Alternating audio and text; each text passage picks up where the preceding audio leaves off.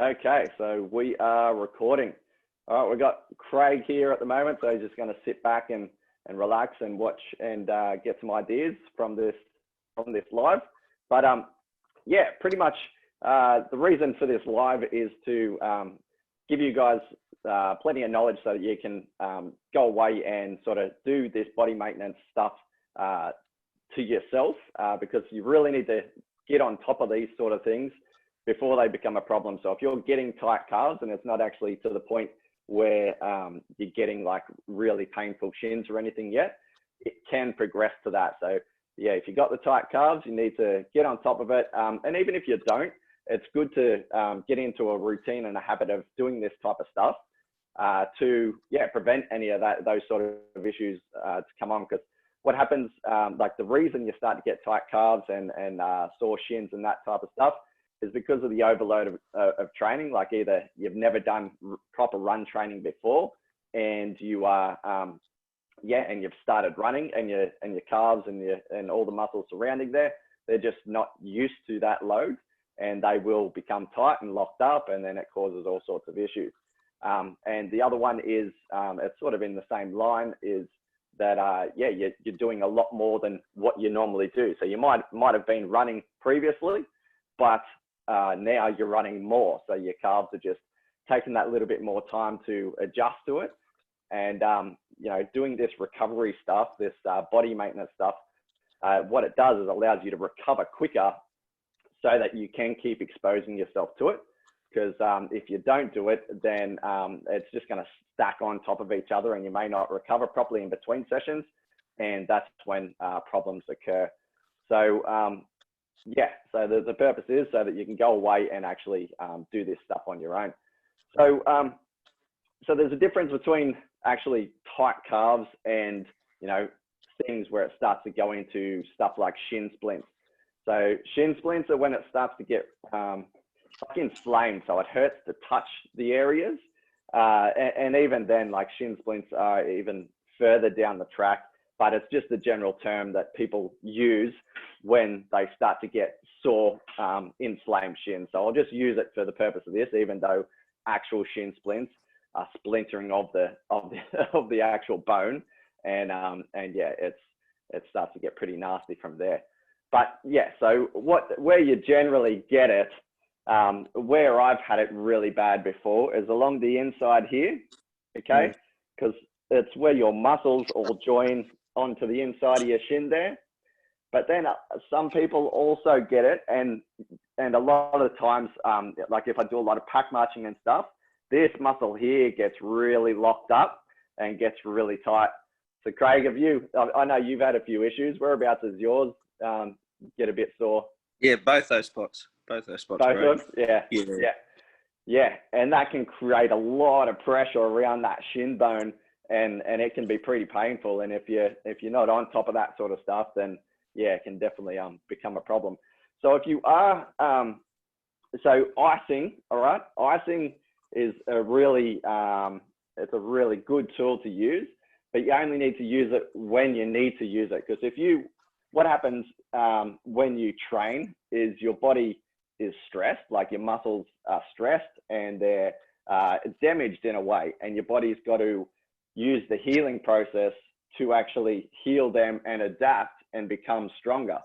Now, if you're icing it for no reason, you're like inhibiting that response, and you won't adapt as quick.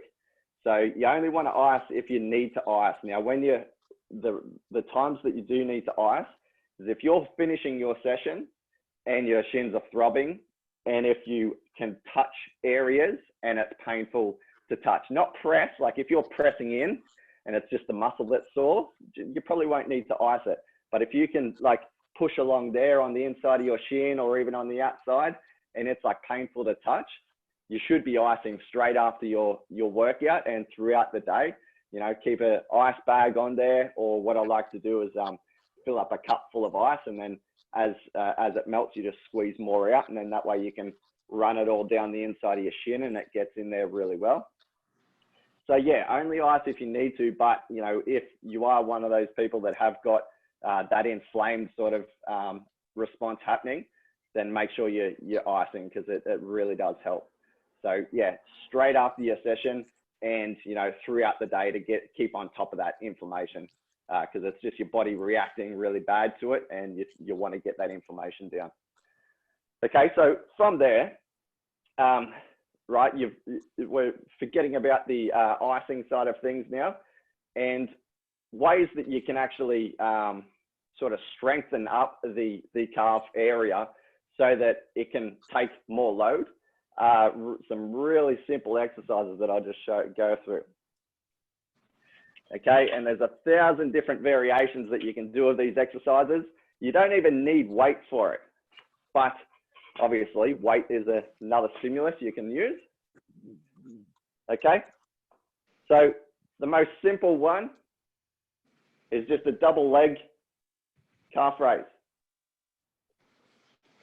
Okay, doing big sets of this, up to 20 or more reps is a really good range to work with. All right, and ways you can vary just this exercise and just your body weight. Okay, if you're just going up and down really quick, we call that dynamic. Right, then we can go into some tempo stuff. So you can go up quick and take 5 seconds to go down. Don't even touch your heels down on the ground. Okay, you can go, other tempo ones, you can go slow up. All right, but another method that I've been using that is really good, and I've only been using it for the last year, are isometric holds. Okay, you're just at the top and you're holding it. It puts a completely different load on those calves, and it works really, really well, especially if you're doing it single leg. And you just want to be holding it for 40 to 60 seconds, and you'll feel once it starts to go past that 20, 30-second mark, they really start to struggle. Okay, so yeah, just double leg. There's 3 different variations there. You can do the dynamic contractions, you can do some tempo ones, or you can do isometric ones, which are the hold ones. Okay, exactly the same thing, but now you can do it single leg. Puts a lot more strain on the one leg. Obviously, you might need to balance yourself a little bit onto something, but yeah, just putting all that load onto one leg is really good for them. And there's sort of there's a number that physios like to go for as well. And with the single leg, you want to be able to do 20 single leg calf raises, and that tends to sort of show that you've got healthy and strong calves for your body weight and everything as well. So yeah, it's a good number to aim for, to be able to do at least 20 single leg in that dynamic fashion, maybe a little bit of a pause at the top, and be able to do it on both legs. And then that way you can see if there's difference between the legs as well. Okay, and again, you can do it dynamic, you can do it tempo, or you can do it isometric. And I'm telling you, I've been using these isometric, just single leg holds. All right, you hold that for 40 seconds, rest 20 seconds, do the other leg for 40 seconds, 3 rounds through, and yeah, it's a really weird feeling, but they're good. All right, and again, still body weight, but even more variation. Now you can use like a deficit sort of step. Okay, so you can extend that range of motion. Right, so many things you can do, and again, all those variations I just went through, you can use just with the deficit, and then you can start adding weight and all that type of stuff. It's always it's about constantly varying it and just exposing it to different stimulus so that it strengthens up. Now, so that's all the muscles in the back. So all your calf muscles, all the muscles in the back of your leg. You need to worry about the ones in the front as well, because when you do a lot of pack marching, you will know, like even if you guys go out and do, which I usually program in, some big walks, man, when you join the Defense Force, you'll be walking so much and you'll do it in boots, and this muscle will just load up. Okay, so you need to strengthen that up as well. And there's a really good exercise that's super simple. I don't even know the name of it, but I've thought of a name before. It's called, I've named it wall leaning toe taps. Okay, so you just set yourself up as if you're about to do like a wall sit, but then you want to extend your legs so that only your shoulders are touching the wall. Mm-hmm. Okay, and your feet are out flat on the ground. From there, you're just doing toe taps. All right? Do them, and that resistance on your heel sort of gives you a bit of resistance to pull them up as well. Same sort of variations, do them dynamic, do them tempo. You do some ISO holds up there as well. And it's sort of a muscle that is very rarely trained until you actually go out and do your pack marches and all that type of stuff. So that's a really good one to throw in, you know, for warm-ups, cool downs, all that type of stuff. And it really targets that tibialis anterior there, that one up the front of your shin, and it'll definitely help strengthen that out. Now, just continuing with the strength side of things, you also just think about stability in your ankles. So you can do single leg balance. So if anyone's watching this at home, all right, do a single leg balance. Most people can balance pretty well with their eyes open. Close your eyes and all of a sudden you're going all over the place and your ankles really got to react to the way you're moving, okay? It's something as simple as closing your eyes really creates more of a stimulus to help with the stability side of things. And then to progress that even more, just put it on a soft mat and close your eyes, 10 times worse. All right? Okay, so they're the strengthening side of things. So I don't want to go too much into them. I've gave you a fair bit of info, but yeah, so making sure you are strengthening them, because that can be the issue of why they're actually getting sore to start with, is because you are weak in the calves or in the front of the shin or any like those just surrounding muscles. So make sure you strengthen them up, okay? They can be thrown in at the end of your workout, start of your workout, anytime throughout the day. And you know, if you're just doing the body weight variations and just doing longer sets, really concentrating on what you're doing, yeah, they'll have a lot of benefit and you can recover really quickly from them. All right, so yeah, that's the strengthen them up.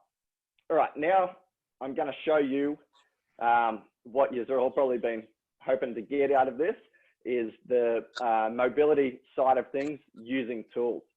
Okay, so what I like to do if I'm doing a session like this is I'll work my way up from my feet. Okay, you just work on an area, then move on to the next one. So the very first thing that you need to do is make sure your feet are nice and loose. All right, using the trigger point ball, it's just a matter of standing on it and putting some pressure in there, because your feet, they're in shoes all day. Like, we weren't built to wear shoes all the time. Your feet were meant to spread across the ground and grip into the ground and do all sorts of things, but they don't, because they're locked into a shoe. Like, think of how tight you got your shoe up all the time, and your feet haven't got that chance to move around the way they're supposed to. So this ball allows it to spread apart, loosens up all those muscles in your feet, which connect up into your calf area. So if you've got tight calves, you'll have tight feet. If you've got tight feet, you'll have tight calves. Okay, so it's a matter of just standing on this ball and really putting in some pressure, and think about like curling your feet, like in your toes and everything over the top of this ball. You're trying to spread everything apart. All right, you want to spend, you know, a couple of minutes on each side, and just doing this, you know, a couple of times a week, you'll feel a really big difference in the way your feet feel, pretty much. Okay, your feet can have such a big part of, yeah, the rest of your body. Now, if you haven't got a solid base, it's going to cause issues upstream. So you want to make sure you work on your feet as well. Okay, just spend a couple of minutes on each side.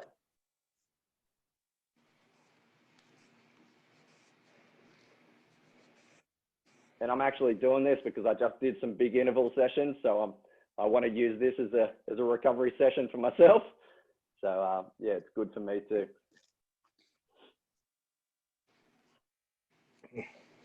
Okay, so if you haven't got a trigger point ball, so I didn't go over this before. But if you haven't got one of these little balls here, simple things, just get creative. So get a 600 ml bottle and freeze it. Just freeze it, chuck some water in it and freeze it. Then that way you've just got that little cylinder shape and you can use it. It's not as good, but it's still something if you don't want to go out and purchase them. These are super cheap anyway. Or you can use a hard aerosol can. Make sure it's not something you're just going to put your foot through. But yeah, you can use something as simple as that as well. There's always something else that you can use. Okay, so feet are sorted. All right, that's the big one for the feet. Okay, so the next one. Now we're going to move to the front of the shins. We're going to be hitting, I want to hit the tibialis anterior, which is that big one on the outside, which you'll feel when you're walking a lot, when you're doing your pack marches and all that type of stuff. Okay. Now, roller is the best one for this. You can use like massage sticks and try to massage it yourself, but you just can't, like I find I can't get enough pressure on it with the other tools. So a roller, or again, you can use an aerosol can or a frozen bottle. It'll probably hurt like hell, but it'll do the job. Yeah, this way you can actually put your body weight on there and put a bit of pressure on it. Okay, you're not aiming to hit your actual shin. You're not diving your actual shin into the roller. You're just putting it on the angle so that you're hitting that outside part there. Okay, and you're just really concentrating on what you're doing. Find some tight spots. All right, and just rock back and forth on them. You can extend your foot and flex your foot just to get a bit of movement in there while you've got some pressure. Okay, there's no point just rolling back and forth like that real quick. It's just nice, like focused movements rather than just getting on here and rolling around for the sake of it. Okay, you want to find those spots and just try to loosen them up.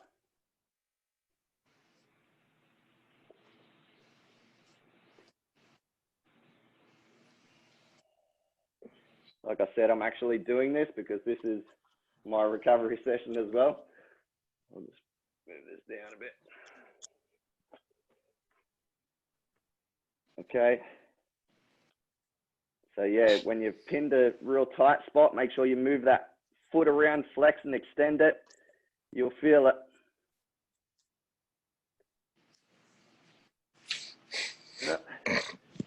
Again, you know, it all depends on how much time you have to how much time you can spend on each of these. You're better off, you know, if you do have a real big problem area, spend a bit more time on it. But you're better off spending a little bit less time and actually hitting everything if you're just doing it for like a recovery session like myself. And the pressure is all up to you, whatever you can sort of handle. You know, you don't want to go into it so hard that you're going to be sore for 3 days, but you need to put some pressure into it to actually, you know, get those tissues moving around in there and unlocking things. You need to have a little bit of pain. And yeah, I said this in one of my lives not too long ago as well. There is a bit of research on actually creating a bit of inflammation as well. Like I was talking about before, that inflammation is actually a part of the recovery process. So jumping on a roller and doing all this sort of stuff and like remedial massages and that, you do want to create a little bit of inflammation so that, yeah, your body knows it needs to heal that area. Okay, so that's the outside of the shin done. Now the inside of the shin, all right, everyone's got some sort of oil at home. You don't even need oil. You can just spit on your hands if you want, or just use some sort of massage oil or moisturizer, anything like that. Anything that'll just give you a bit of slide along the outside of the skin. Okay. So what you want to be aiming for this one, you'll feel it. I don't really need to explain it that well, because as soon as you hit it, you'll know it.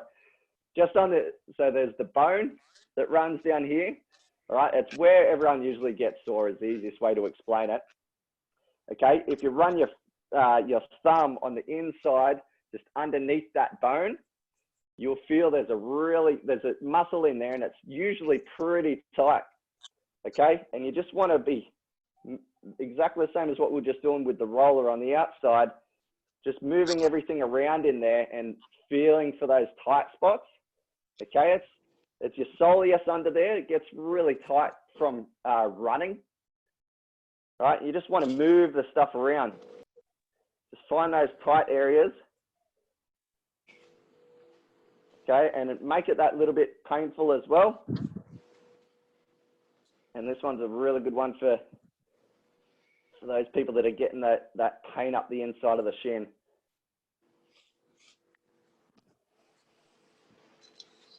And you'll feel those lumps in there. Just try to get them out. Again, don't make yourself like sore for 3 days, but give it enough pressure to know about it.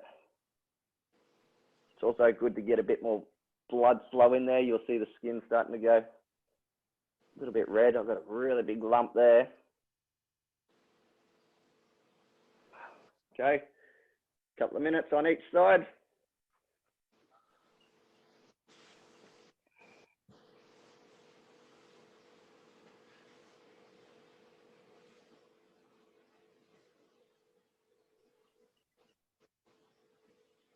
Yeah, this sort of massage here, I definitely wouldn't do every day, just because it can get a bit painful if you're doing it every day. I just hit it a couple of times a week, maybe after your big run sessions or the day after when they're usually a little bit sore. And yeah, same thing. You know, if you are really tight there, then maybe spend a little bit more time in this area.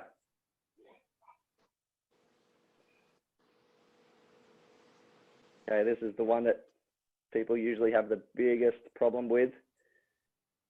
It's the most simplest way to massage out, because everyone's got some sort of oil or something. You can just massage it out with your thumbs. Don't even need a special tool. Okay, so that's the fronts done. All right, did the outside, did the inside, and we've also done our feet. Now, all right, the back can be done with whatever you've got. All right, I love this massage stick, and Craig does as well. They're like not even 20 bucks from Aldi. I can't remember how much it was, but I know it was cheap as hell, and I just grabbed it. Yeah, so it's massage stick. You can use a roller. Again, you can use a frozen bottle, but problem with the frozen bottles and the aerosol cans is they are so small, and if you're sitting on your bum trying to roll your calves out, you sort of need something up a little bit higher. But you know, just look for something. You're bound to find some sort of cylinder that you can use. So don't use the excuse of you don't have the tools. All right. So all you want to do, whether you're sitting on your bum and use the massage stick, is you just want to massage all the back part of the calf, and you want to keep it so that it's sort of relatively relaxed. Okay, so because you want to be able to get into those deeper muscles, you don't want it really tense. You want it nice and relaxed, right? You're just rolling into it. When you're on the roller, the really good thing with the roller is you're sitting on your bum, just rolling your calves out. And when you're sitting down and you're rolling it, you can actually extend and flex your feet while you're rolling it, doing that pin and move type method, and it works really good too. With these massage sticks, you can actually get in to that part that I was just massaging with the oil as well. These are really good for getting into there too. Okay, this doesn't have to take long. You could get through all of this, you know, within 5 minutes. And if you are constantly like doing this sort of stuff, it's going to leave you in a much better position. Like if you think, oh, I haven't got time to to be doing this. Yes, you can spend a lot more time if you have got problem areas, but it doesn't have to be long. You can just, just do 5 minutes worth. Even just choose a couple of the exercises that you know sort of hit the areas you need to, and just focus on them.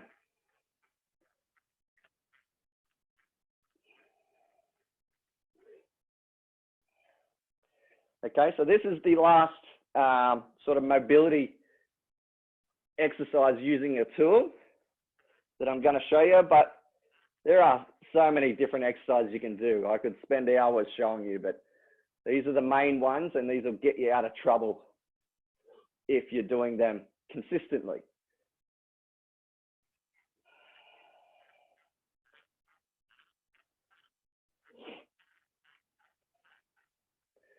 All right.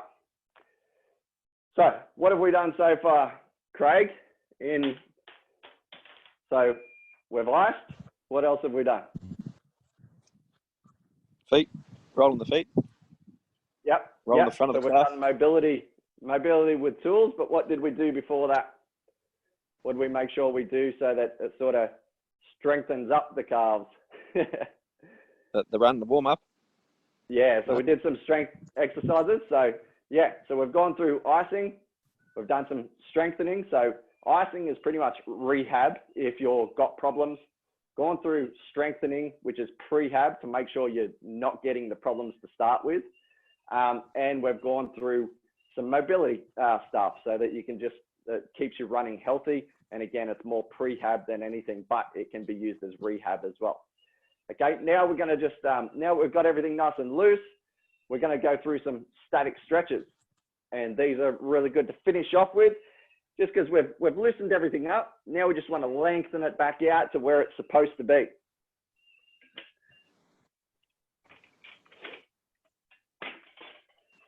Okay, really simple exercise. You guys will see these in my cool downs all the time because I know how valuable they are.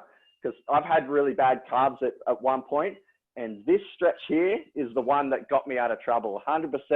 I put it down to this stretch because I found it, and I started using it a lot, and it helped a lot.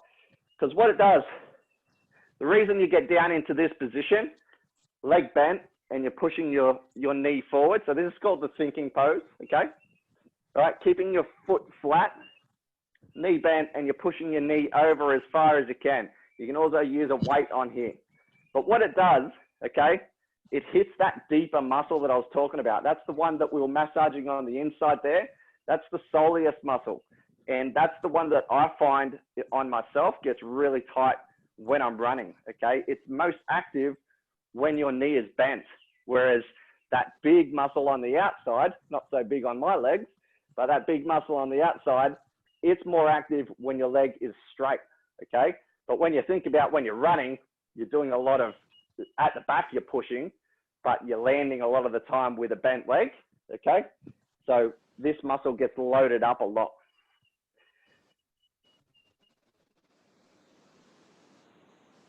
And again, with all these static stretches, you just find which one, like I said with me, this is my go-to one for calves.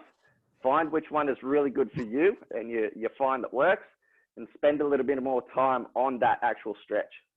But you just want to expose yourself to them all so you're hitting all areas. Okay, yeah, if you feel like you can't get enough weight, enough pressure on that knee, if you've got really tight calves, you can just grab a hold of a weight and sit it on your knee and it'll push you that little bit further forward.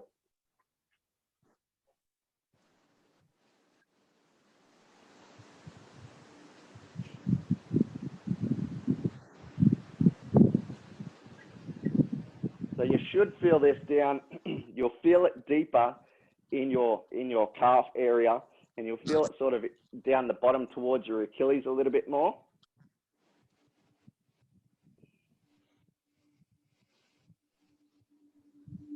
Okay, and while we're here, like we massaged out our feet, but you can also stretch them. So you can just put your toes on the ground and sit down onto your toes, stretching out all those muscles in your feet. Okay, you can also do this against the wall.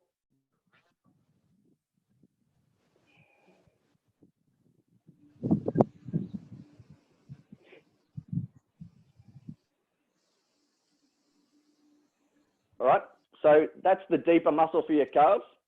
Now, I'll just show you a couple of examples for the outer one. All right, so think you need your legs straight for this exercise to be hitting that outer calf. So you can do ones in the plank position. You probably would have seen these ones before. You just get yourself up into that plank position. You can just straighten one leg at a time. You can have both legs straight at the same time. You can bring one foot up for a little bit more pressure. Okay, the aim is to try to get that heel down on the ground with your legs straight. Now, you can bend your leg and hit that soleus a little bit more in this position too, but I don't find it works anywhere near as good as that other stretch. Okay, other ones that you can use for that outer calf, right? Again, more simple exercises, just against the wall, nice straight leg. This works really well. Pressing into the ground with your heel and using the pressure of that wall.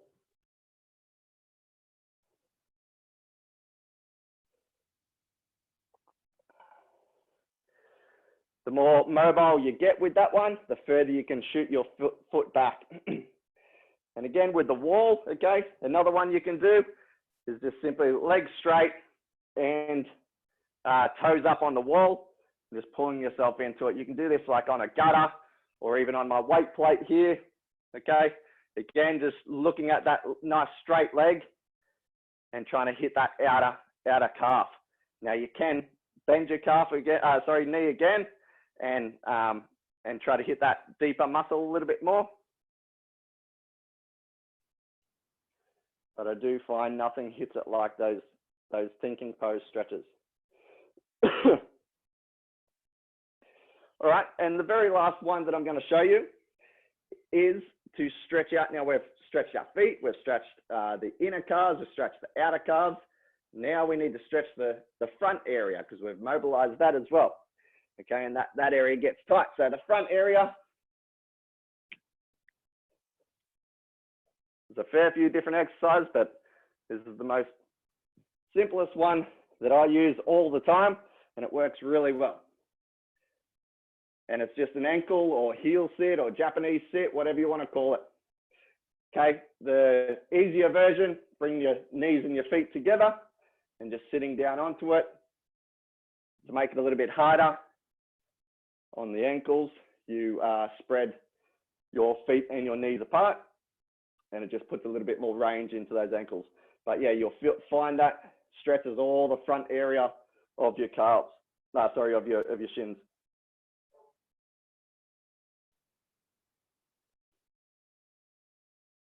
Yeah, I find I get pretty tight at the front of the ankle as well, so I do use this one a lot. It definitely helps. And you can just progress by putting more pressure on it. You can even, well, I used to be able to, but I haven't done it for a while. You can rock back onto it as well.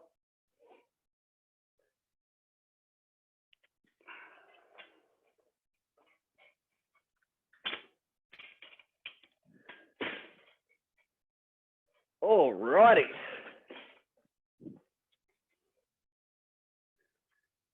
All right, seems you're the only one on there, Craig. You got any questions with anything we've just gone over? You're on mute. No, that was all really comprehensive. Thank you. Yeah, no, sweet. All right, so yeah, hopefully anyone that's watching this in the recording, the replay, yeah, leave a comment and let me know that you have actually watched it. And yeah, hopefully you get something out of it. Just like I said before, it doesn't have to be like you don't have to spend much time on these, but if you're constantly doing it like consistent and frequently over time, you'll get a lot of benefit out of it. But you'll find those stretches or those mobility drills that you know, that really work for you, or that hit those really problem areas for you. So just spend that little bit more time on them, or put them in your week a little bit more. So, you know, after a upper body session, you might stretch something and then go in and maybe massage out that inside of your shin. and just expose it a little bit more to that. Okay, all right, so yeah, main point with this, the whole reason I've put this up is to get on top of this stuff before it even becomes an issue. Okay, because when you start to get those issues, it's really hard to sort of put a stop to them and then come back from them without sacrificing training. So you want to, you know, do all this sort of stuff and get on top of all this and prevent any of it from happening, so that your training life can just be consistent and you can just keep going and keep progressing, like just chipping away every week, every month with no issues. And that's when the real progress comes. Like if you can expose yourself to that sort of training for longer, then you're going to get more out of it than someone sort of goes really hard, gets shin problems, has to sort of back off for a little bit, fixes them up, goes hard again. It's just not the way to do it. Yeah, just that progression and just constant exposure and keeping all these problems away is the best way to go. All right, so hopefully you've enjoyed it. Thanks for turning up, Craig. Yeah, enjoy the rest of your weekend and put all this stuff to use. I'll catch you later. Thanks, Brody. See you, mate. See you, mate.